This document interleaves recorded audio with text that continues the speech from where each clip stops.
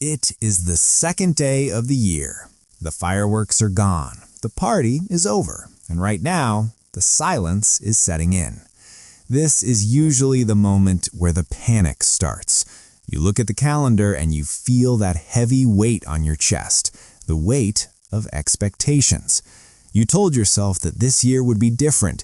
You told yourself you would finally master this language, get that job, and change your life.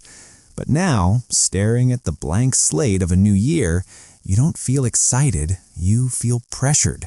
You feel the urge to run, to sprint, to cram everything into the first month. But let me tell you something that might save your entire year before it even begins. The fastest way to fail is to try to do everything at once. If you are feeling that pressure today, I want you to stop. Take a breath, because today we are going to do the opposite of what everyone else is doing. We aren't going to hype you up, we are going to calm you down. Welcome back. If we haven't met yet, I am here to guide you through the reality of learning English. Not the fantasy, but the reality. Today is quiet, and that is a good thing. We need quiet to think clearly. Every January, millions of people rush to the starting line. They buy the books, they download the apps, and they make massive, heavy resolutions. They treat English like a war they have to win in 30 days. They say, "This year I will be perfect." But perfection is a trap. It is a heavy coat that makes it impossible to move. By the third week of January, that coat becomes too heavy and they collapse. They quit.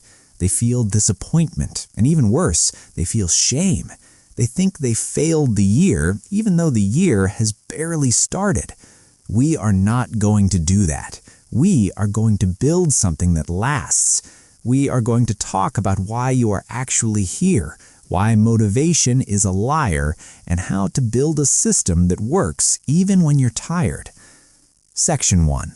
The Why and the Trap of Perfection. Let's start with honesty. I want to ask you a question, and you don't need to impress me with the answer. You just need to be honest with yourself. Why are you doing this? Why English? Is it for a paycheck? Is it to travel the world? Is it just to prove to yourself that you can? Or maybe it's about confidence, that feeling of walking into a room and knowing you can express exactly who you are without stuttering or apologizing. Whatever your reason is, hold on to it. But understand this, that reason is your compass, not your whip. You don't use it to beat yourself up. You use it to find your direction. The problem is that we often confuse the destination with the journey. We look at people who speak fluently and we want that result now. We search for videos with titles like "The Secret to Speaking English Fluently," hoping there is a magic trick we missed. We think if we just run faster, we will catch up. But language isn't a race, it's a relationship. Think about a relationship with a person. You don't meet someone and become best friends in a day. It takes coffee dates, long talks, shared experiences, and time. If you rush a relationship, you ruin it. English is the same. It requires patience, attention, and time. Section 2. The myth of motivation. Now, we need to address the elephant in the room. Motivation. Everyone wants motivation. We wait for it like we wait for a bus. We think, I will study when I feel energized. But here's the brutal truth. Motivation is an emotion, and emotions are like the weather. They change. Some days you will wake up feeling like you can conquer the world. On those days, studying is easy. But what about the rainy days? What about the days when your boss yells at you, or your children are sick, or you're just exhausted?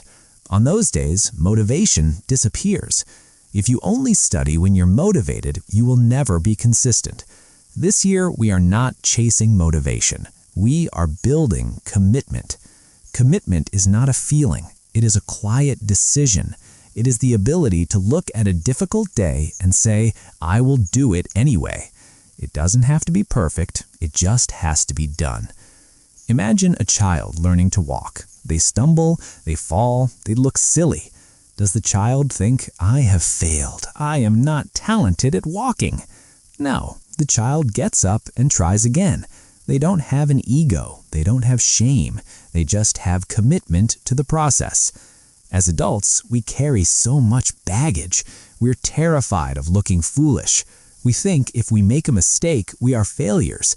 But mistakes are not failure. They are data. They are your brain telling you, not this way, try that way.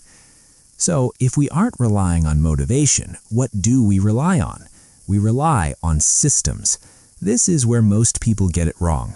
They focus on the goal. I want to speak advanced English by December.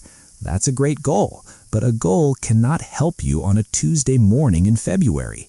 A system is what you do every single day. A goal is the destination. The system is the vehicle that gets you there. Let's look at a popular concept often discussed in videos like how to start thinking in English. The advice isn't usually about studying grammar rules for hours. It's about small, daily shifts in behavior. That is a system. Your system this year should be boringly simple. Complexity is the enemy of execution. If your plan is to study for 2 hours a day, your brain will revolt. It will look at that 2-hour block and trigger a fear response. It will say, "That is too hard, let's do it tomorrow." And tomorrow never comes. Instead, we are going to aim low, ridiculously low. Can you listen to English for 10 minutes? Just 10 minutes. Your brain isn't afraid of 10 minutes. It feels safe. It feels manageable. And here's the secret that nobody tells you. Starting is the hardest part. The physics of productivity says that an object at rest stays at rest. The energy required to go from 0 to 1 is massive. But once you're moving, it's easy to keep moving. If you promise yourself to do just 10 minutes, you'll often find that you end up doing 30. But you only have to do 10. That's the safety net. Section 4. The power of stacking and routine. To make this system unbreakable, we are going to use a technique called habit stacking. You already have routines. You brush your teeth. You drink coffee. You commute to work. You walk the dog. These are anchors. You don't need willpower to brush your teeth. You just do it because it's who you are. We're going to attach English to these anchors. Don't carve out a new hour in your busy day. Use the time that already exists. When you pour your coffee, you put in your headphones. When you walk to the bus stop, you listen to a podcast. When you wash the dishes, you speak out loud to yourself. This takes the thinking out of it. You don't have to decide to study. The coffee is the trigger, the English is the reaction.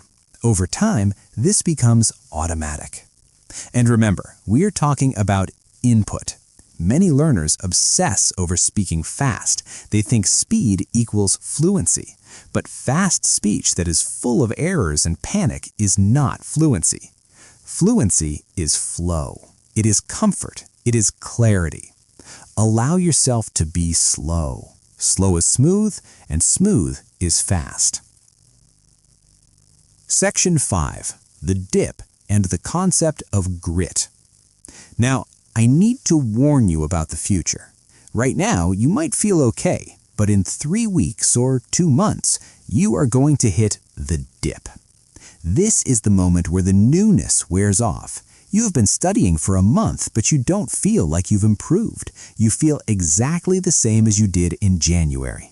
This is the danger zone. This is where 90% of people quit. They quit because they cannot see the progress. They think nothing is happening. But let me give you an image to hold on to. Think of a bamboo tree. When you plant a bamboo seed, you water it for weeks, months, even years, and you see nothing. Nothing breaks the surface of the soil. You might think the seed is dead, but underneath the ground, a massive root system is growing. It is spreading deep and wide. Then, suddenly, the bamboo shoots up, growing meters in a very short time. Language learning is exactly like that.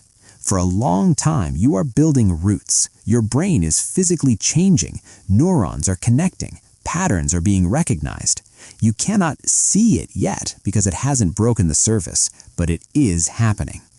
This is where you need grit. Grit is the ability to keep watering the soil when you don't see the plant. It is trusting the process when the results are invisible. Do not let the silence of progress fool you into stopping. Section 6. Discipline is gentle. When I talk about discipline to get through that dip, you probably imagine a drill sergeant screaming in your face. You imagine punishment. But true discipline, sustainable discipline, is gentle. It is like a good parent. If a child refuses to brush their teeth, a good parent doesn't scream and shame them. The parent calmly says, "I understand you are tired, but we brush our teeth in this house. Come on, let's do it quick." Be that parent to yourself. If you miss a day, don't spiral into self-hatred. Don't say, "I ruined the streak, I might as well quit." That is an all-or-nothing mindset, and it destroys progress. If you miss a day, you simply return. Immediately. Never miss 2 days in a row.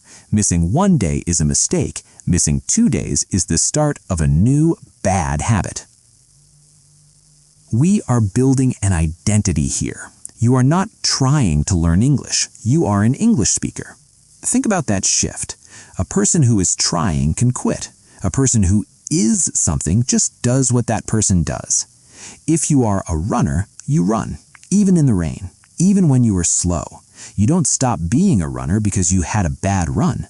You are an English speaker who is currently practicing. That identity shift changes everything. It moves the activity from something you have to do to something you are. Conclusion. So, as we look at this year stretching out in front of us, I want you to make a promise. Not a big, loud promise to the world, a quiet promise to yourself. Promise that you will show up. Promise that you will lower the bar so you can step over it every day. Promise that you will stop trying to be impressive and just try to be consistent. Ignore the rush. Ignore the people sprinting past you. They will burn out by February. You are walking. You are building. You are growing roots. It won't be easy every day. There will be bad days. There will be days you feel like you are moving backward. That is part of the deal. But if you stay with it, if you stack those 10 minutes upon 10 minutes, you will look back at the end of this year and you won't recognize yourself. You will be standing tall, just like that bamboo tree. Let this be the year you finally stop restarting and just keep going. Thank you for walking this path with me. I will be here, right beside you, offering these reminders when the road gets tough. If this message helped you calm down and focus, please hit that like button so it can reach other learners who are feeling the pressure. And make sure to subscribe to English Glow. We're going to make this journey together, one day at a time. I'll see you in the next video.